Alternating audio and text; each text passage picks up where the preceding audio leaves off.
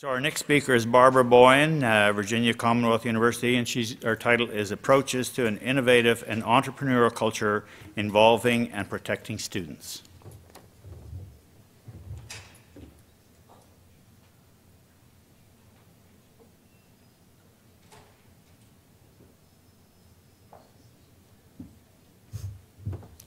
Thank you very much for having me. I'm pleased to see that they were able to innovate around the Delta Airlines travel business last night coming into Boston from Richmond.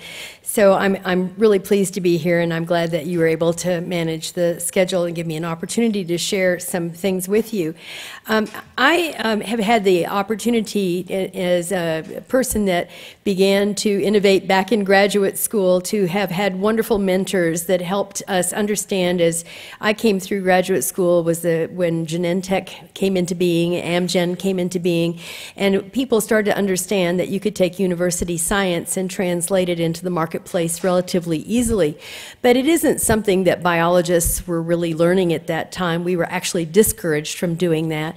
But early in my career, I found myself suddenly running in a medical school, an NSF Industry University Cooperative Research Center, which is not typical for a medical school environment. And fortunately, the Southwest Research Institute was just down the hall, and the engineers do understand this, and they took me under their wing and started to show me how to do it. Without them, I don't think I ever would have understood what was involved. So while I was still a very active academician, I became, through no fault of my own, the head of the tech transfer office at our medical school. Now you got to imagine this is how bad things were then, because to have a professor actually run a tech transfer office is funny to begin with, but you had to learn, and so I learned by doing. One of the things that I did learn was how to involve students, because that's my job. My job as a professor and now a dean is to understand the educational process and help young people take their ideas and turn them into marketable entities. So that's really what I want to talk to you about today, is how in part, how we've transitioned, and from a culture in which academicians were actually discouraged from inventing, or if they invented, they kept it quiet and closeted, to a culture now where we want to encourage it, and in fact, we're building it right into the pedagogical system that we work with. So, being technologically challenged, I'm going to try to follow the arrows here. What does this one do? The green one that says forward. Okay, so I want to talk to you about where I am now. I'm now Dean of Engineering at the Virginia Commonwealth University, and one of the things that attracted me there from Georgia Tech, which is a place where innovation happens by the minute, is that VCU is really representative of the excitement that we have in our culture of people coming from all over the world to get an education, and the university made its motto, make it real. The idea being that we're now taking students who maybe didn't come from the socioeconomic strata that normally we think of in college. These are kids, we call them first families. That's very Virginia, right? First families that are just new to the U.S. And these kids are they're full of excitement, but one of the things that over 50% of our students say they want to do is be entrepreneurs. So how do you really build that right in from the beginning? Because these kids are capable, they are fresh, they have not been inculcated with any kind of ideas about what they are supposed to be. They're there to be what they can be and what they might want to be. And our School of Engineering is an unusual school in our country because it wasn't begun as an academic entity by academicians. It was actually initiated 20 years ago as a public-private partnership from the outset with the intent of adding to the economy of the region. The business people in Central Virginia decided they needed an engineering school, and they paid for it. So in fact, our foundation, which was created by these businessmen, we own the schools, the buildings in which we work, not the university, but the School of Engineering. And as time went on, the concept of creating an entrepreneurial culture from the beginning was built into an entity called the Vinci Center, which is a combination of art, engineering, and business. Each of our deans pays 1/3 into the upkeep of this institute. It was recognized by the National Academy of Engineering as one of the 30 top entrepreneurial ways of educating students in our country, and not a surprise. Steve Jobs told us, you can invent all you want, but if people don't want to use it, if it's not beautiful, if it's not doesn't have a really outstanding user interface, so what? And that's really what I learned at Georgia Tech. There's brilliant inventions happening all the time, but it's kind of the engineer concept. If we build it, they will come. But they don't come unless you build it in a way that they want to use it. So this is where Da Vinci comes about. Students come into the Da Vinci Center. They live in a dormitory. They live this, and they start to take their ideas, engineers, artists, and business people, and they work together to solve problems, and they actually are moving these ideas out into the marketplace. That's a very dynamic concept, and it's something that really attracts people to VCU because of it. So you can see how it's really built into the system. The students start up businesses, they raise money, they are a going concern, and they're doing this while they are freshmen, sophomores, juniors, and seniors. The ideas can be very simple. This is one that Walmart picked up. You can now get it at Walmart. And it's just a simple idea. Design your own little wristband. And this student took it all the way from his conception through marketing, through manufacturing, and now out into the marketplace. So this is an idea that is built into VCU, it's built into the School of Engineering, but I will tell you something, it is built into the millennials. They are not the same as the boomers. I'm a born and bred boomer. I'm from the start of the boomers, so I know about booming.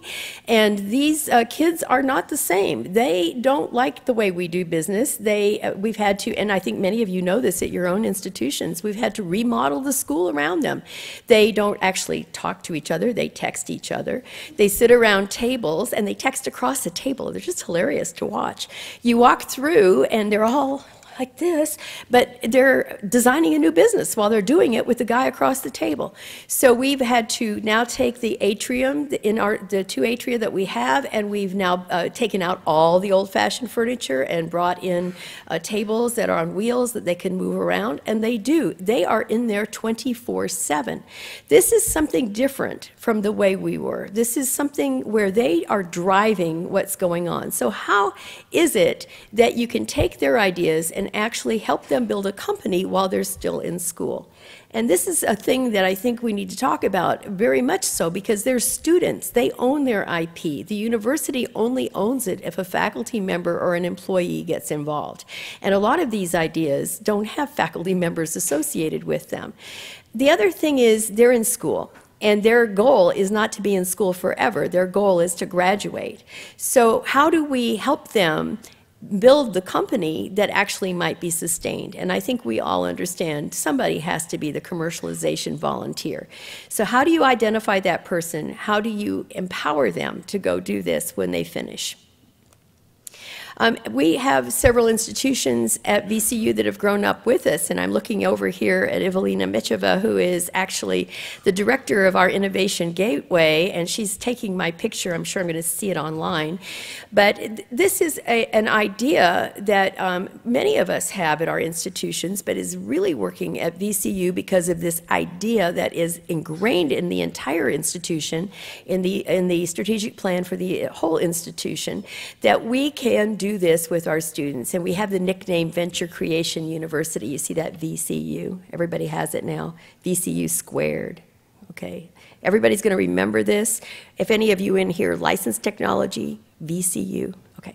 So we have an entrepreneurial ecosystem. The kids come in, they take classes on how to build a business, and when they finish building that business, they get not a perfect kind of start into a company, but one that is nurturing. VCU's Gateway helps them find an entrepreneur, a person from the real business world that can help shepherd them through the difficult decisions on how to get money, how to negotiate back with the university to get a better deal.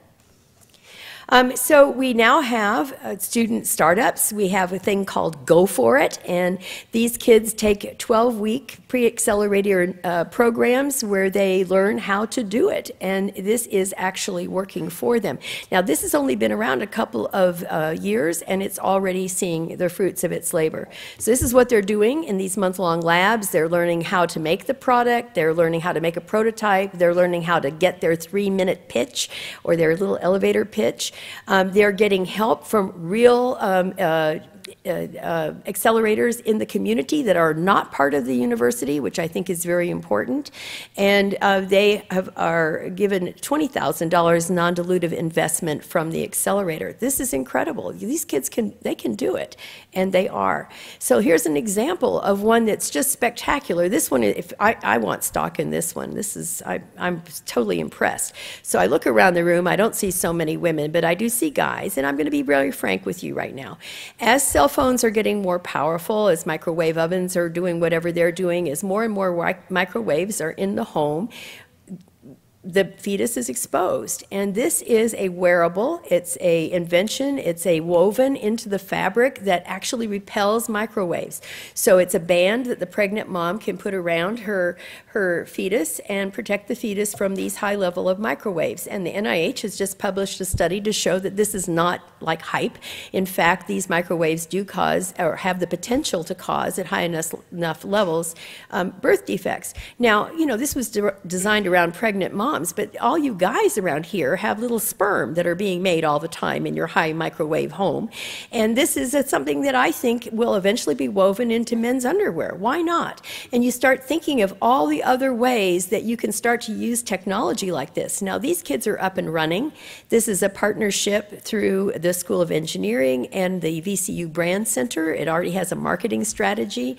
It already has it's been through the accelerator program. It already has its mentor, and it's already causing Evelina difficulty with negotiating the very bad deal that she offered them. Okay, so now we have now moved this even more intensely into our Capstone Design program. And for those of you that come from engineering schools, this is every engineering school, all seniors have done this. But our goal is to help them move it forward. Does that mean 5 minutes or 4? That means 1 minute. Okay, and this is the idea that they learn this right out from the start during Capstone Design, and in partnership with all of these various companies, they get their mentor, and they also get a person who is from the business school that helps them write the business plan right during their Capstone Design experience. And this is an example, and this is already moving into the marketplace. These are gloves that help protect in temperature changes for people that have Raynaud's syndrome. So I just want to finish up by saying to you that students from all kinds of backgrounds can interact, and they are doing this now. The doors are open to them. So we now have Health Hacks, which is a combination between medical school and engineering school to design medical devices. Again, moving out into the marketplace. And you can see that this is built in. The culture is built in. The entrepreneurial capstone is on its way. These things are happening now. So I would say to you that the biggest problem we have in academia is resourcing this. And because we are a private-public partnership, we already have a donor who has made this possible. So during the process, the kids can get awards that help them build a bigger, better thing right then, and then we move it out into the private sector as quickly as we can. And this is some examples of those kinds of projects. From the beginning with the industrial partners, and I just want to say through our Da Vinci program, make it real. Thank you so much.